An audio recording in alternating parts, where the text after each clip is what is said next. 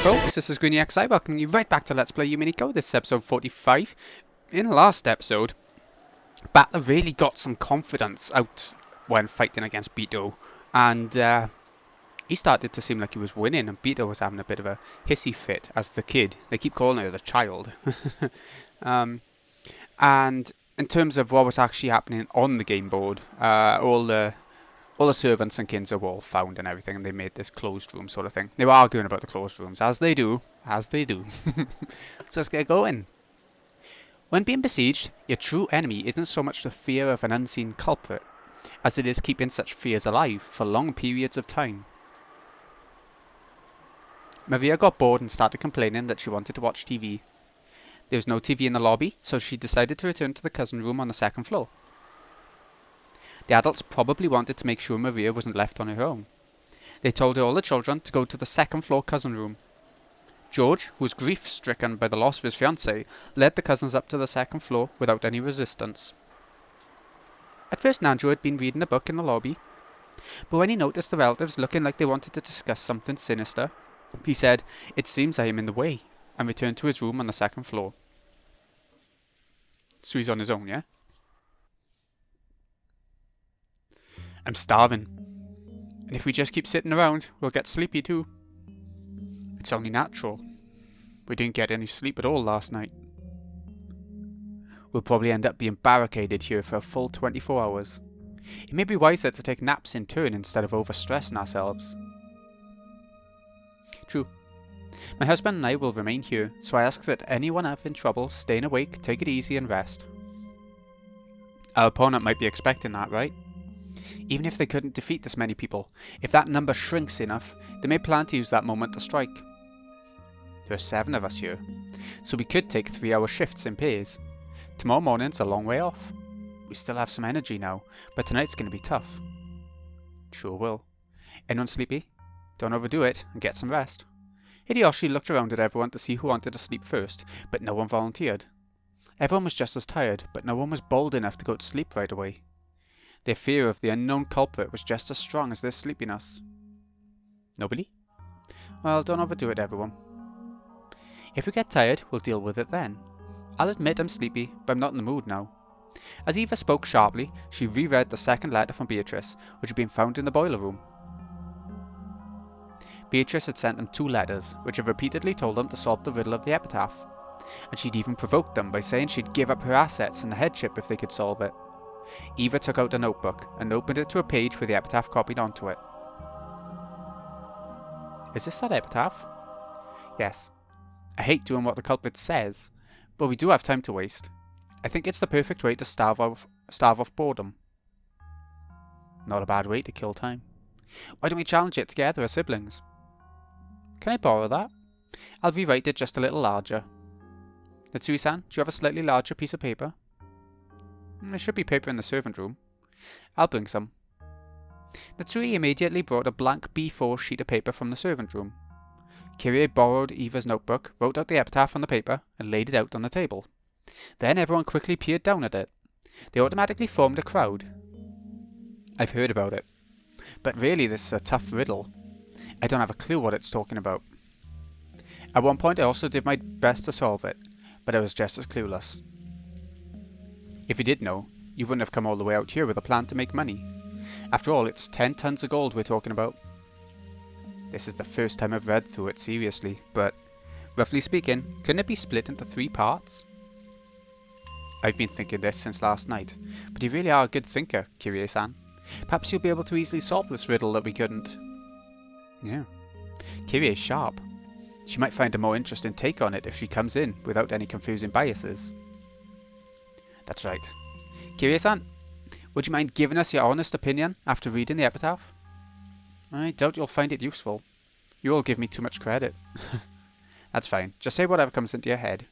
Let's hear your thoughts. The hints you give always help me out when I'm worried. Oh, so I've been helpful? It's nice to finally hear about this now.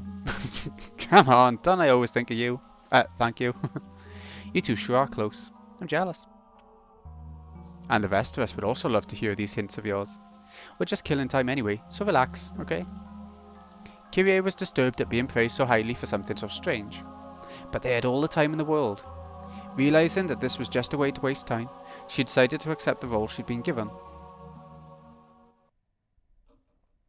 I'm sure I'll say something off the mark, but, well, I'll put forward my ideas. Indeed. What did you mean in the beginning about how it could be divided into 3 parts, roughly speaking? Oh, here comes the bold, is it? Oh God! Well, I just mean what I said. I think that overall, the epitaph can be divided into 3 sections. First, there are the 5 lines up until "There sleeps the key to the gold." Up until this point is the first part, which directs you to the location of the key. And then there's the part formed by the 11 lines of up until the 10th twilight, which refers to the location of the Golden Land itself. I like that. I like how it's highlighting it. And it reminds me of like DOS, right? And the remaining 6 lines make up the part after the Golden Land has been reached.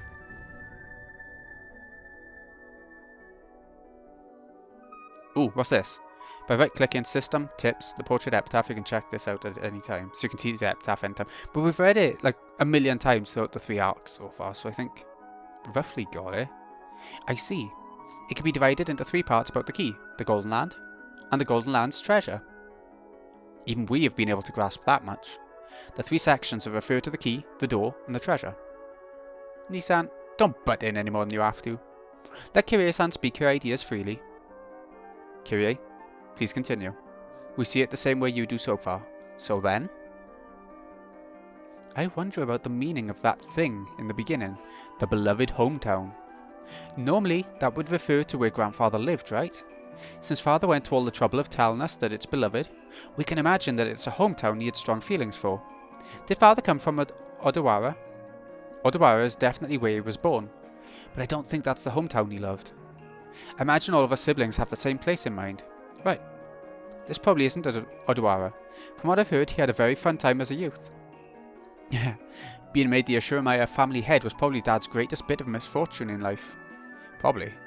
Father didn't actually want to become the head. So where's this place? Is there a river there with sweet fish to swim? Maybe there was at the time. There's been a lot of development there since then, and the sweet fish might have disappeared. It would be extremely difficult to investigate whether sweet fish were there during Grandfather's boyhood years. And there probably isn't just a single river. I believe we all gave this a thorough investigation geographically. You even went to the actual place to investigate directly, right Eva? That was only as a vacation, but the townscape had changed completely since Father's time. After all, it was caught up in that war, wasn't it? By now, even precisely locating the place Father lived is impossible. I imagine that if Father went there himself now, even he wouldn't be able to pick out the place he'd lived anymore. After all, those guys have also gone through a remarkable recovery. Does the part about a Sweetfish River bring any place name clearly to mind? Well, yeah. After all, they're sweetfish, right? People say they live in rivers with clean water, so there are countless rivers that might work. Any stream Dad innocently went sweetfish fishing in was probably buried by the development later. It'd be different if we had a map from before the war, or a person who knew a lot about how the area was before the war, but it probably isn't something like that. What do you mean? Behold the Sweetfish River running through my beloved hometown. You who seek the Golden Land, follow its path downstream in search of the key. After these 2 lines is a single blank line. Something's being presented with just these 2 lines. What if the next 3 lines continue based upon that something? What do you mean, something's being presented? I don't know. At any rate, what can we get from these 2 lines alone isn't something vague, like the question of which river it might be, but the clear presentation of the keyword, river. It may be that this isn't a river with water flowing down it. The Sweetfish River might be some kind of metaphor. What sort of impressions does the word sweetfish give? Sweetfish are like salmon. They're freshwater fish, but they go out into the ocean right after they're born. When they get big, they go back to the river to live there, and then they spawn there and end their lives there.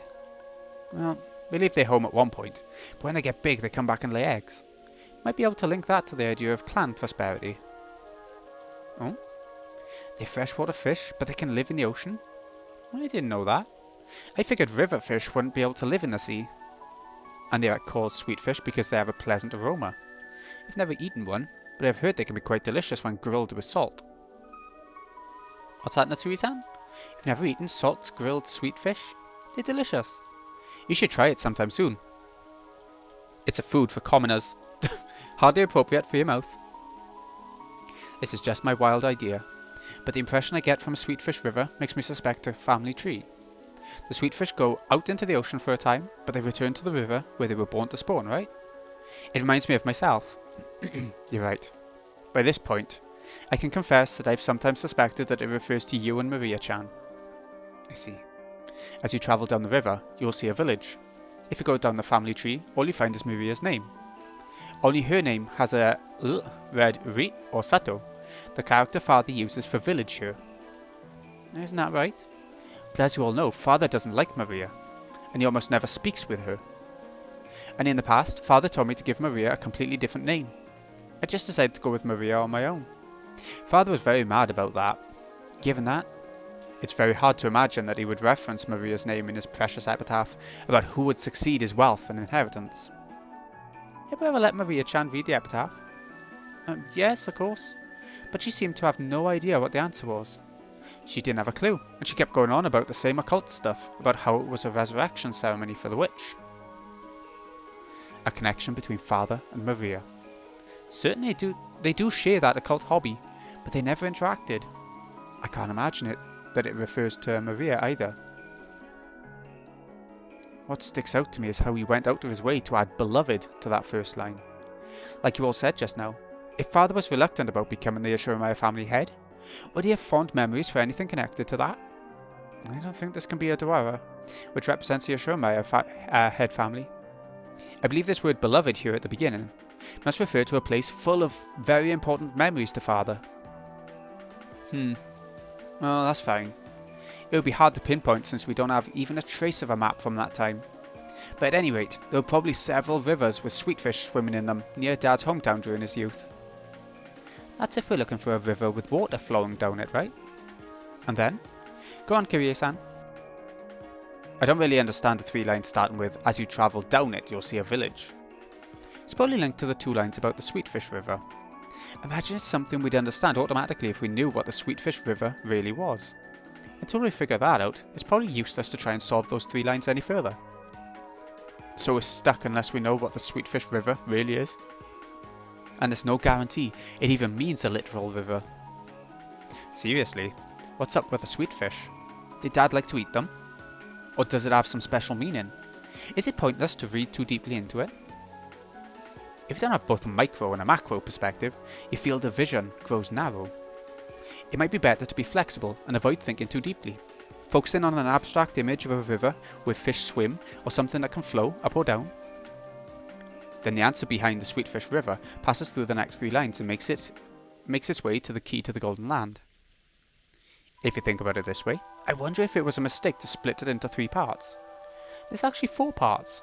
Go down the Sweetfish River, find the key to the Golden Land, journey to the Golden Land, and the treasure of the Golden Land. Truly intriguing. Well, you've gone this far. Would you mind continuing and telling us your opinion on the most central portion of the epitaph? Up to the point when we reach the Golden Land on the 10th twilight? That's the most symbolic, and also the most disturbing part. Since the word sacrifices keeps coming up, I can't help but think it has something to do with father's occult ceremonies. How do you see it, Kirie-san? Kirie recrossed her arms several times, peering into the paper with the epitaph copied onto it, as though she was looking through it. This is very difficult. It starts with the one who obtains the key, so you probably won't be able to continue without knowing what the key means. I'll have to give up on that, but I'll take a shot at trying to solve it anyway. Just like how the Sweetfish River isn't necessarily a river with water flowing down it, it's also doubtful that this key is actually something shaped like a key. Right. It might also be a code or a keyword. After all, this key isn't something to be stuck into a keyhole. It's something that selects 6 people to be sacrifices for the first twilight. In that sense, we can say for sure that the key isn't being used to open the door to the Golden Land. But what a disturbing key it is. A key that can choose 6 human sacrifices. How would a key select anything? Just spin it like a roulette? This key indicates a certain group of 6 people. No, we should say it indicates a certain group of 6 things. If this doesn't mean a literal command to offer sacrifices. For example, it could be an anagram. An anagram? Do you mean playing with letters? I've been thinking about it ever since Rosa started talking about the family tree, and about how village was a part of Maria-chan's name. It seems that ever since the words beloved hometown came up, Rudolf-san, for example, has assumed that this epitaph points to some coordinates or some other geographical feature, but that might not be the case. This could be some kind of puzzle, or maybe playing with letters. Forgive me, but how does one play with letters?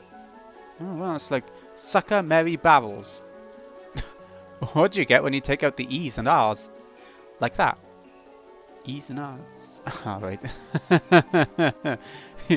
You were raised well, Natsui-san, so you probably don't know. Mary? Take out the E's and R's? Huh? Stop it.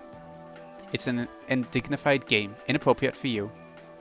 Only Natsui didn't get it and had a blank look on her face. It seems she only guessed that the answer had to be something undignified. Going by Rudolph and Eva's sniggers. Natsui-san, it's something like this. This is just something from Maria's book of riddles, okay? There's this thing called a Tanuki notebook. It's a notebook written like a code, with a lot of TAs, mixed in. And if you remove all of the TAs, then the true paragraph pops up. It's a game like that. Oh, I see. Natsui finally realised the answer to the undignified riddle Rudolph had posed, and her face grew red as she hung her head in embarrassment. So maybe kill actually means remove in that sense, right? Yes. I also thought that. It's possible that the key to the Golden Land is a word with 6 characters. In other words, the ta from the Tanuki notebook is actually 6 characters here. This is getting complicated. Playing with letters, is it? In Japan, it really feels like a child's game, but it's apparently a stylish form of humour among intellectuals in the English world. It's easy to imagine that father was interested in it. But by this point, I quickly lose my ability to understand it. Up until this part, it may have been filled with mysteries, but it was extremely sequential. Sweetfish River, go down it, then find the key. All of that's extremely sequential. And as a result, we can guess that we gain a 6-character key.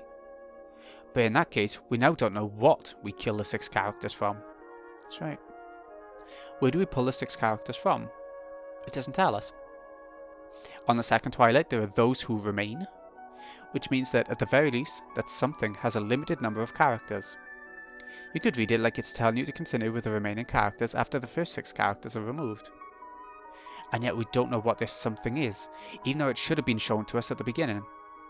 Are we wrong even in our assumption that this is a playing with letters? Everyone crossed their arms and fell silent. It felt like they were about to reach a novel understanding they hadn't managed before, but they stumbled just one step short. Then Hideyoshi's stomach rumbled heartily. That silence was broken by laughter. Oh, you know what? I really enjoyed that part. It's the first time I think we've seen the adults trying to solve it, right? We've seen the kids sort of talk about it before and try and figure it out, but now the adults are having a good go. Seem to be making more progress. Sorry. Strangely enough, by spinning the gears in my head for a change, my stomach's gone completely empty. Looks like I can't stand missing breakfast. Natsui, isn't there anything to eat here? There should at least be enough set aside for breakfast. I'll prepare it. I'm also starving, and I'll bet those brats above us are the same. Still, I doubt there's enough for 18 people, much less a full 3 meals, right? That's right. It'll be a long journey till tomorrow. Maybe we better take a trip back to the mansion and fish around for some canned food or something in the kitchen. There's nothing more than crackers and snacks here, but if that will be sufficient, I can get them ready for you all. But with this many people, there might not be any left for lunch. That'll do for now. Would you mind getting those ready? It looked like the men had been taken over with an appetite that stopped all thought. The atmosphere grew more peaceful, and the Epitaph investigation team split up for the time being. But Eva kept staring at the paper the epitaph was written on like she was going to burn a hole through it. Playing around with letters was nothing more than a theory of mine. Is the chances mistaken? Eva-san, don't take it too seriously, okay? Thank you. I'll just keep doing this on my own. Would you mind leaving me all alone? Eva spoke coldly. Kirie didn't bother her anymore, instead went to help Natsui prepare breakfast. Nisan, shouldn't we also help prepare breakfast? Then you go help. I'm busy solving this. Sorry. Then I'll help. Good grief. How can you be like that? You're sure my family headship will be given to the person who solves this epitaph? Looks like you've given up from the beginning, as if it has nothing to do with you. But if you can solve it, there's a chance even you'll be able to receive the headship. This is a chance to steal everything from Nissan. Why aren't you taking such a once-in-a-lifetime chance more seriously?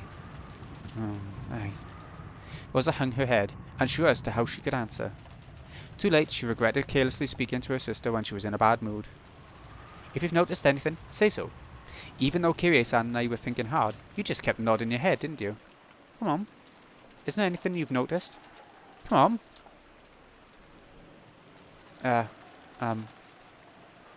Don't you think this part's strange? Strange? What is? It's just that this whole section's written like a journey to the Golden Land, right?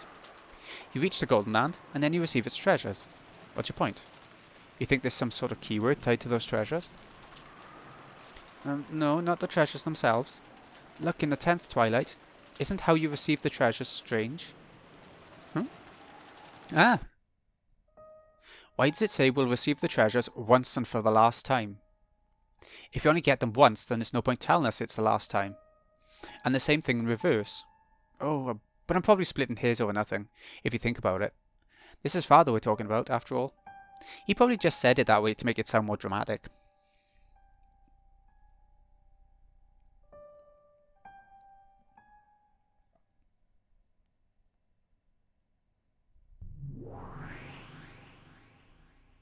What's happening? Ah, we're going back out of the game. A bit boring. Oh, what's boring? Boring. I'm enjoying it. The riddle and all that. My. What on earth is this child grumbling about? She's probably annoyed by all the tips you gave Battler-sama, madam. Not really. That doesn't annoy me. On the contrary, I'm happy to see that useless battler finally reach a level where he can match me. Ho! Did Battler-kun and I get a little too close? Perhaps this old fogies had best leave you young'uns alone. When Virgilia and Ronave giggled and cackled, Beatrice's irritation meter finally reached its limit. Gah, enough with everyone laughing at me. Ronave, vanish for a while. Disappear. Certainly. Then I shall rest for the time being. Ronave bowed his head, still laughing, and vanished. After that, all that remained was the grumpy and irritated figure of Beatrice, and Virgilia, who was coolly enjoying her tea. When you said there are no more than 18 people on this island, you actually cornered yourself. I knew it. I did have this feeling it might be a bit too early. I suppose I was right after all, wasn't it? If we had led him further astray first, things might have been different. But as it was, that trump card was a real waste. You ended up rousing him instead. In addition to denying the witch, Battler had possessed a second victory condition, one of explaining everything without suspecting one of the 18. It was at that point, when he'd been tossed about by two opposing goals, that his heart should have been at its weakest. However, Beatrice had used the red carelessly, proclaiming that there were no more than 18 people. Because of that, Battler had been forced to suspect one of the 18. And he had finally begun to build up the resolve he needed to accept that. Battler was stubborn, but that was exactly why fissures would run all through him like breaking china when he was struck in a fragile spot.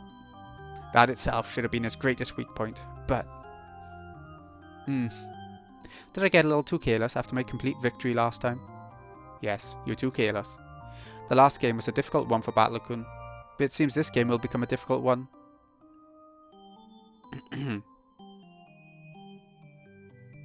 For you.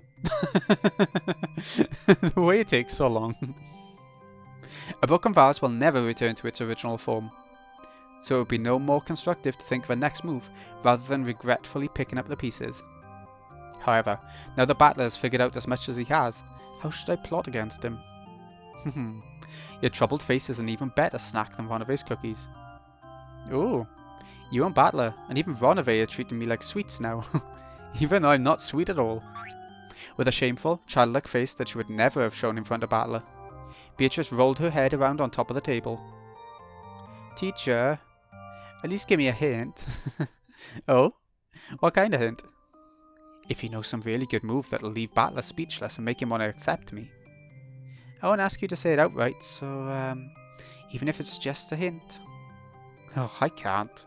I'm on Battlecoon's side right now, so I couldn't teach you something that would give you an advantage. Come on, don't be so stingy.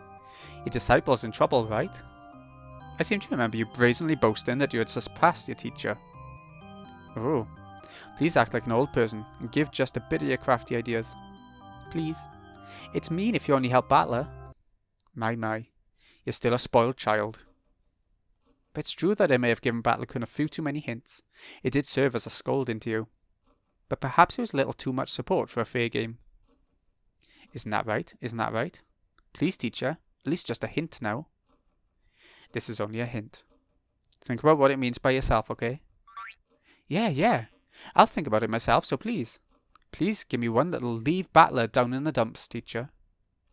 Considering how she acted like a great and mighty witch in front of Battler, the way she acted when he wasn't around was truly pathetic. She really is quite young-sounding, isn't she?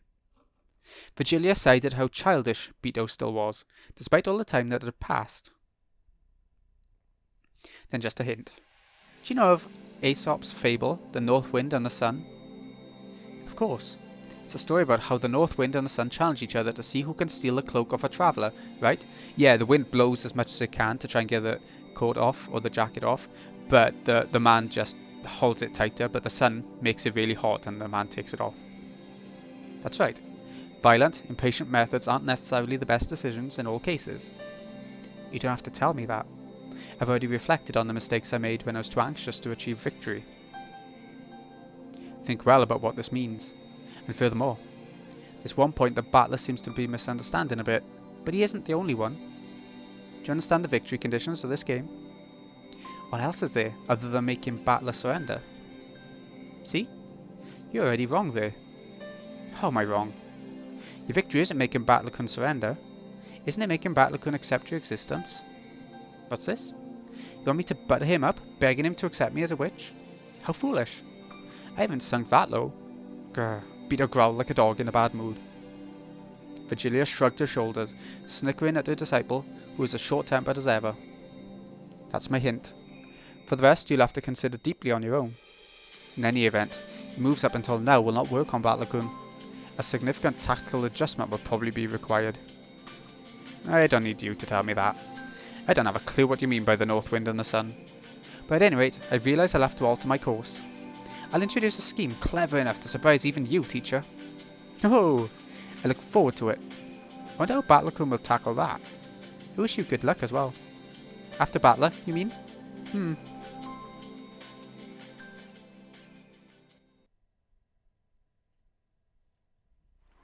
Oh, back into the game, is it?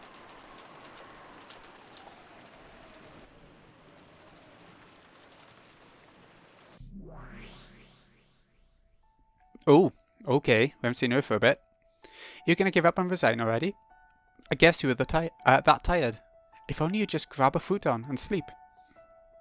As my mind grew vague and I pretended to fight my drowsiness while sinking deeper and deeper into the sofa, I scolded myself. You also dreamed about stealing the position of family head from Kraus, right? Even though my magic's given you a chance, you've already thrown it away. You could say that, but this riddle is really hard. Even a wire puzzle will be better. At least in that case, you know for sure that it's solvable. But in the case of the Epitaph riddle, we've been given no reason to be sure of that. It might just be fighting a useless battle. Still hazy, I looked at the notebook I'd been holding the whole time. It was open to a page with the Epitaph, which I must have stared at hard enough to burn holes in it on so many hundreds of nights I'd lost count. That page is truly a door. On the other side lies the Golden Land, the place I've wanted to drag myself to, no matter the effort ever since I was a child. And the place I was never able to reach. Am I touching the door with both hands? With the book? No, the door right there in front of me, ready to be opened, and yet still unable to reach the other side. That's right. Your hand is already on the door. Come on, open it with all your strength, and read the characters written on the door. Open it with all my strength. Read the characters written on the door. Strain your eyes. See through to the thing beyond the epitaph written in the notebook. The beloved hometown definitely won't betray our expectations. The only past father held dear happened during his childhood years. That's right. Then what about the Sweetfish River?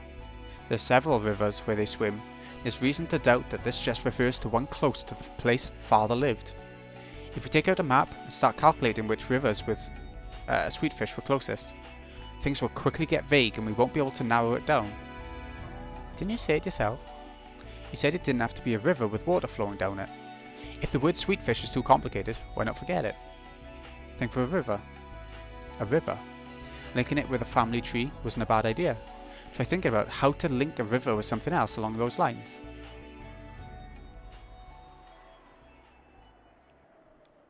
It isn't a river? But where else could Sweetfish swim? Oh, but if we're talking about places Sweetfish can swim, then maybe the ocean has something to do with this. Did my husband even say that they go out into the ocean, even though they're river fish?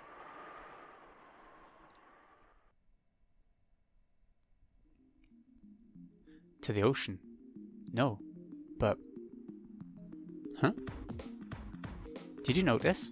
But that's just a faint memory. There's supposed to be a room for storing books in this building, right? If you investigate, you can make sure. That's the Sweetfish River. And if the key might be a 6-character word, then could the key actually be resting in that river? I don't know. Anyway, I have to search in an atlas. But even if I know that, I don't know from what I should take the 6 characters. Really don't know. Think deeply. We're pretty smart, so our ideas are solid. Don't think of it like it's something as massive as the riddle of the Epitaph, but like it's a child's riddle. Men are always children, no matter how old they get. Even if Father has advanced into old age, that doesn't change the fact that he's essentially a child at heart. Throw away your awe of Father. Think of this like it's a worthless, infantile game with riddles, like the ones Maria suddenly brought out on the boat. Riddles. Worthless, infantile. I'm sure that was... what was it? I'm sure if my memory isn't wrong, that's probably the case. No, I don't have to rely on my vague memory. I should be able to figure that out immediately by searching the library. We probably already noticed the answer.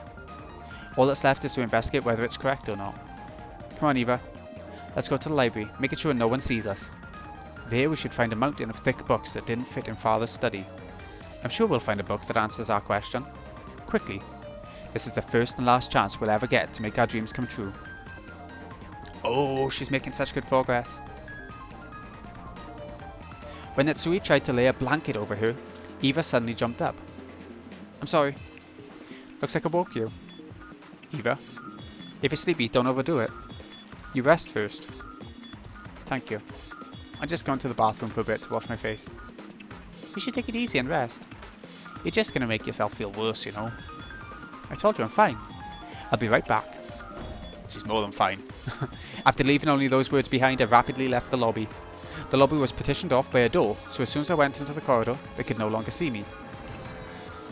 The library was next to the servant room.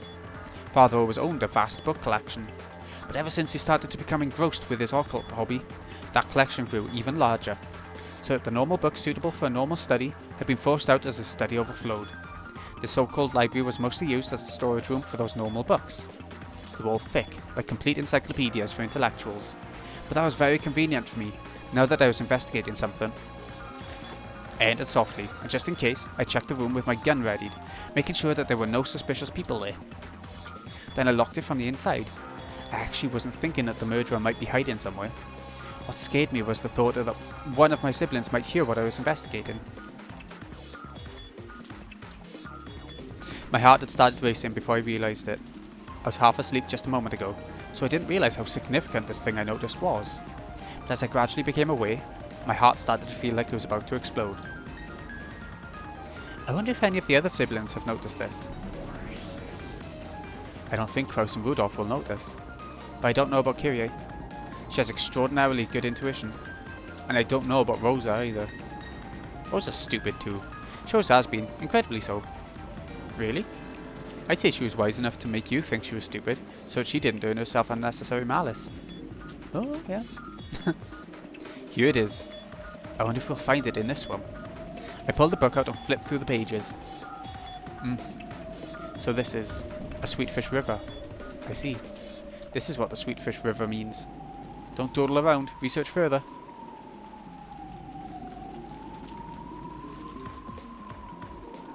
Yes, I understand. As you travel down it, you'll see a village. By using the character village, Does he mean a town or something? That's just an area of dense population, so it could be any number of those. Have you stopped thinking? Oh, is this too much work for you? If only you'd just given up. If only you'd just hand Ashuramaia headship over to Kyrie. I don't want to. I'll become the head. This is my first and last chance. What is this village? What's it mean? Do you find one if you go down the river? In the village, look for the shore the two will tell you of. That means shore. Get it? Ooh. I understand. Shore. Shore. Right before my eyes, the pieces that I hadn't been able to understand at all began to snap into place all by themselves. I couldn't even remember to close my open mouth. My throat grew completely dry. Is it really okay for this to be the answer? Really? Really? But this isn't 6 characters at all. I'm absolutely sure this is the answer, but this doesn't reach 6 characters at all. Did you stop thinking again? In that case, think of a way you could read it with 6 characters. If you can't think of one, then research it. There has to be an answer. You must not doubt that. Always believing in that too much for you? If only you'd just cry yourself to sleep, and then you can just give up and die. 1, 2, 3, 4, 5, 6. Oh, 6 characters. I found it. This is the key to the Golden Land. Yes, this is the key to the Golden Land. The key to our childhood dreams. The only keyhole this key can be stuck in is that place. That has to be what offering the sacrifices means. I'm sure you get it by now, right? Oh, we're stopping there. So Eva's figured it out. The game hasn't actually told us what it means or anything. But Eva's figured it out. 10 PM? Oh, PM? I think PM. Sorry, I think it is. Bloody hell, though. Okay, so Eva is definitely really smart. She's got this ability to sort of talk to herself or have a conversation with herself, thinking that there's a different person inside of herself, a past self. Yeah, so she's got it with 1 or 2 hints from other characters in the adult group, like Kyrie and Rosa even gave a hint or 2, I think. Yeah. But anyway, this has been Greeny XI. Hope you've enjoyed. Thank you so much for watching this part. I've thoroughly enjoyed them trying to figure out the riddle and making their way there. Thanks again for watching, folks. See you again in a bit.